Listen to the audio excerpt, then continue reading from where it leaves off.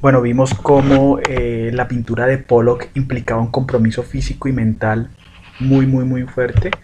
La pintura de acción involucraba elementos que van a ser objeto de crítica de los neodadaístas. Primero, la importancia que tiene el artista como autor, la interdependencia entre la obra y el artista. Casi que no se puede pensar una obra de Pollock sin Pollock. De hecho, cada que vemos una obra de este artista, sea número 31, sea número 8, inmediatamente decimos Pollock, es un Pollock. Ese aspecto no le interesaba a los neodadistas, o más bien pensaban que con eso el arte perdía mucho. Y aquí pues hay obviamente una referencia obligada a Duchamp, quien ya había en el texto del caso de Richard Muth, que acompaña el famoso orinal, ya había hecho esta crítica al autor, a la necesidad de que la obra dependiera fundamentalmente de quien la haya creado. Por eso precisamente la firma Hermut, que ya apuntaba hacia allá, hacia ese no reconocer la importancia del artista para identificar la obra de arte. Otro aspecto y que tiene que ver con ese compromiso físico es el hecho de que Polo como artista, como individuo, eh, pero ante todo la singularidad de este artista y su masculinidad se imponían a la hora de hacer arte, y eso tampoco les cuadraba a los neodadaístas.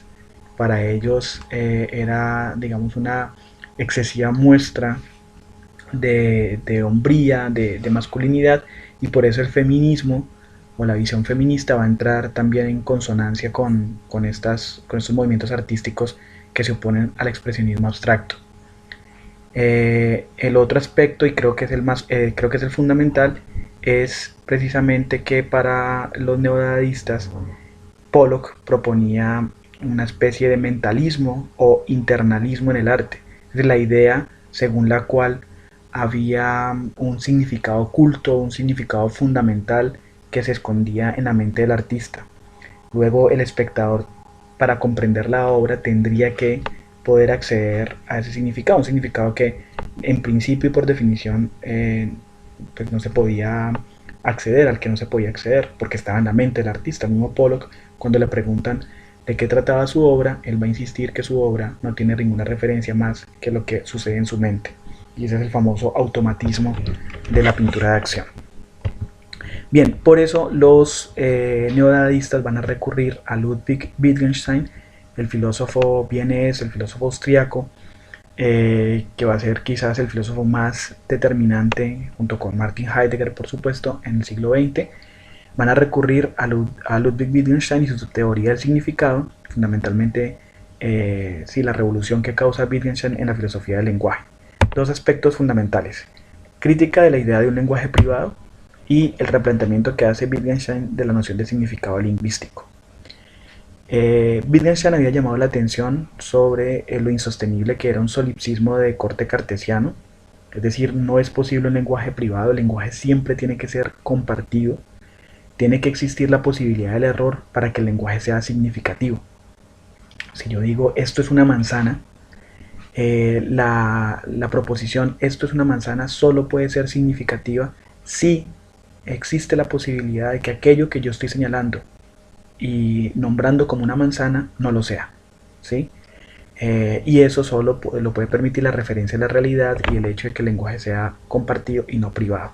Allí ya vemos que es una desestimación completamente de la pintura de acción de Jackson Pollock, y por eso este filósofo va a hacer la referencia a los neodadaístas, precisamente porque el arte no puede ser cuestión de significados privados sino compartidos.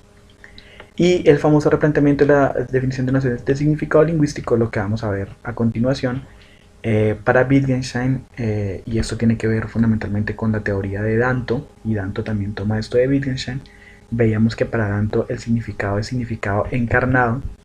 Eso quiere decir que nada significa de manera intrínseca, el significado no está ya contenido en las palabras, en las cosas, en las obras de arte, sino que viene de afuera, es externo, lo ponemos nosotros, lo encarnamos nosotros, lo encarna el artista, lo encarna una comunidad hablante.